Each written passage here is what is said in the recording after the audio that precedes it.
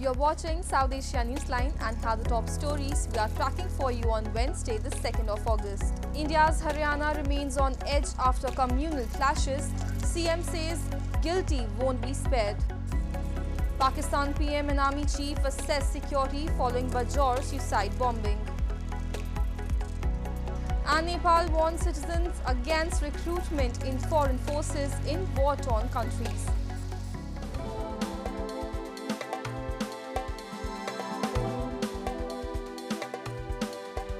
And now for all the details. Traffic was lighter than usual in India's Gurugram on Wednesday, and some streets deserted as Rapid Action Force personnel carried out flag marches to ensure calm in parts of Haryana state after 2 days of communal violence.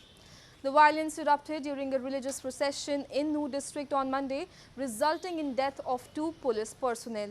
The death toll has mounted to at least 6, authorities said on Wednesday, adding that more than 100 people have been arrested for involvement.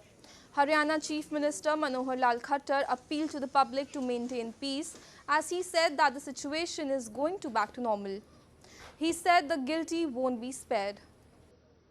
ये सारा जो विषय आया है, इसके पीछे किसका हाथ है, कैसे शुरू हुआ, इन सब बातों के ऊपर भी प्रोसेस चल रही है. उस सारी प्रोसेस में कोई भी दोषी है उसको बख्शा नहीं जाएगा. ये सारी योजना हमारी इसमें बनी.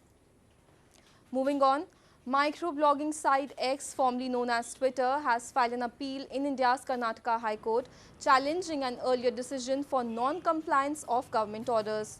The social media giant in July had sought judicial intervention to overturn government orders to remove certain content from its platform.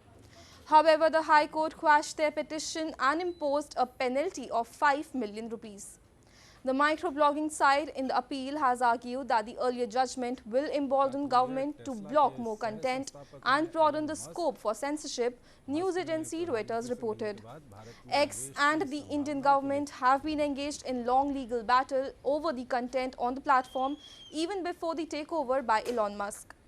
Indian authorities have maintained if the social media giant wants to work in India, they need to follow its rules and that the law of the land is supreme.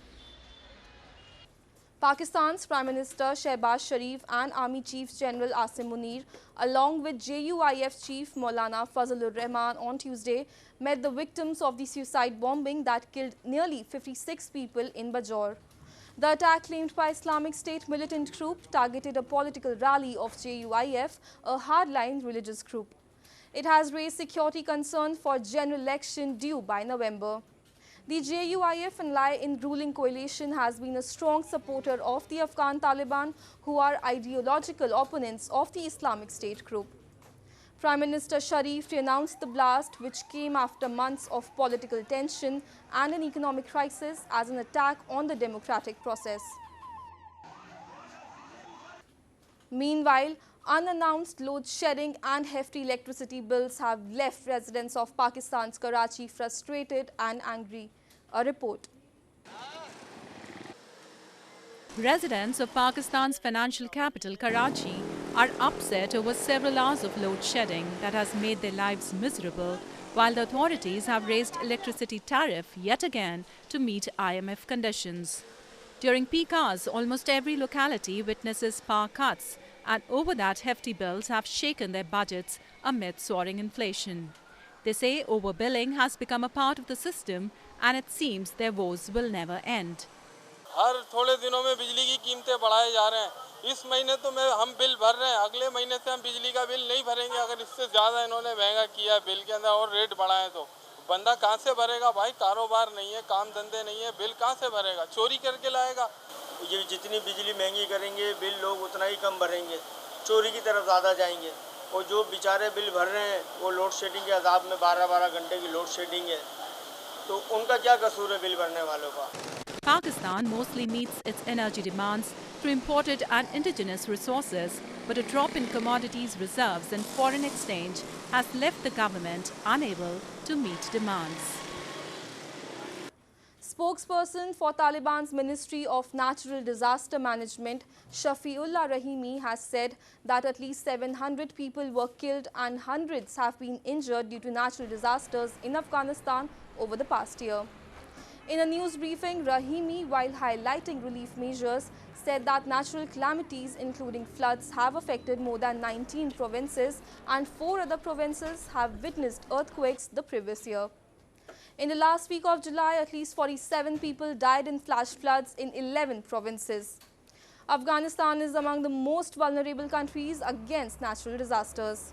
The war-ravaged country is grappling with economic crisis and a cut down in aid by foreign donors due to sanctions on the Taliban, which has not been recognized yet. The Nepal government on Tuesday warned its citizens not to join foreign forces in war-torn countries. The warning came after several media reports highlighted about participation of Nepalese citizens in the ongoing Russia-Ukraine conflict. Nepal's foreign ministry in a statement warned about the risk involved and said the Nepal government does not have a policy to allow recruitment of its citizens in foreign armies except for friendly countries with whom it has traditional agreements. Nepalese citizens are actively engaged as Gorkha brigades in Singapore police and armies of Britain and India. However, in recent days, Nepali youth have joined foreign militaries as private citizens to avail better benefits and citizenships. And to the delight of the conservationists, the tiger population at the Dudhwa National Park in India has risen substantially.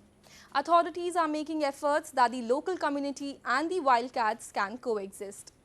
The number of tigers in the Dudhwa National Park and Tiger Reserve area has risen to 153 from a previous population of 107, an official has revealed, indicating that conservation efforts have paid off. The data of 2022 was revealed on the International Tiger Day this past weekend. Overall, the Uttar Pradesh state has recorded a rise of 18.49% in the total tiger population in 4 years. Census था 2018 का था, उसके विरुद्ध हमारा इस बार score 153 रहा है, जो कि काफ़ी अच्छी बढ़ोतरी है। 107 से 153 पे हम लोग पहुँचे हैं। तो this is a good population, बहुत अच्छा। चैलेंजिंग है क्योंकि ये स्पिल ओवर होगा और आपके फ्रिंज एरियाज़ में इनका मूवमेंट बढ़ेगा, तो एक चैलेंज तो है ही, लेकिन इसमें हमें अच्छा सा कम्युनिटी का भी सहयोग मिल रहा है। इसको आगे हम इसको और स्ट्रेंथन करेंगे। जो हमारे बाघ मित्र हैं, हमारे फुट पेट्रोल है और जो गांववासी हैं उनको हम एजुकेट करेंगे और कोशिश करेंगे कि ये एक कोएग्जिस्टेंस वाली चीज़ बने कि India's tiger conservation efforts have made tremendous progress over the past 5 decades, but challenges like poaching still poses a threat. The report stated continued efforts to protect tiger habitats and corridors are crucial. That's all in tonight's edition. We will see you same time tomorrow. Good night.